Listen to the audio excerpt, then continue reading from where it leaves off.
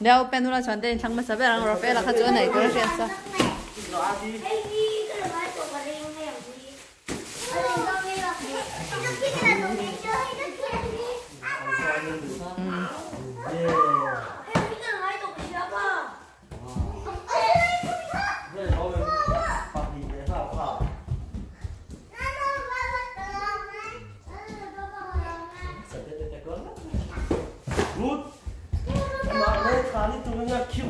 cài vào lệ công ty tại cũng khởi chu u lai hao chuyển hay mi khởi cái hao rồi đó thì đấy wow ốc khá là hao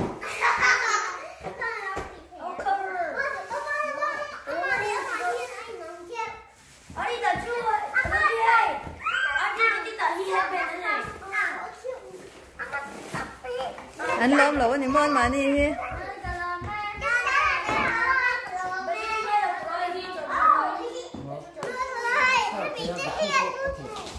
bố ta bị chi ngoài rồi mà xem bị chi cái nói đôi thì ông thì sao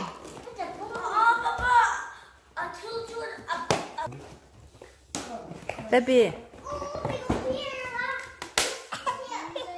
thầy thuật ấp thế rồi thầy thuật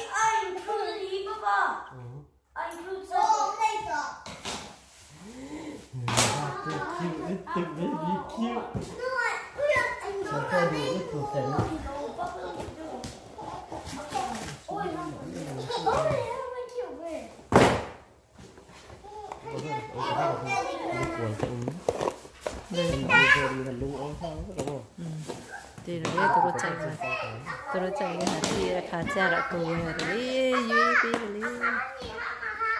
đi kêu đi kêu cái này tuần hi Rafael le papa hi racing and car race dona best of 3 empty dona he lai ta hen an nang lo nga all the way jon an target tur chu tuna do ti din na khen ni dona ni ready go 1 2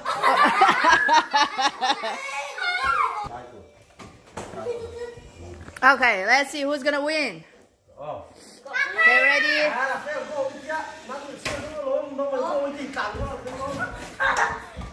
Okay, ka go cái team đầu tiên cao thể đó mơ. Okay, get set, okay?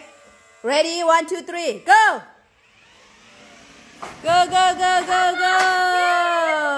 Hey, papa po chal cái đó là cái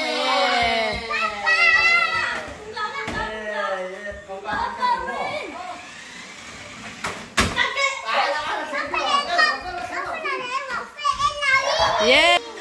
Okay. Najin ka chuan the sa tun hi fast wrong ani don tak tak in le tharem da ro lein motor kha.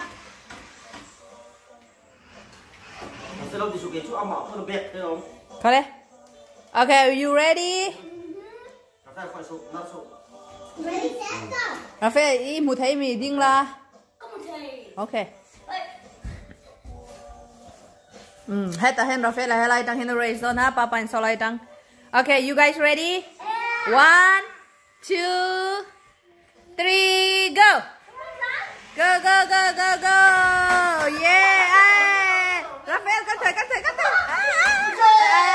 Là đỉnh lầu papa là đỉnh lầu. Yeah, Rafael sweet. Le first wrong Rafael là nè, tun second wrong tung nghe.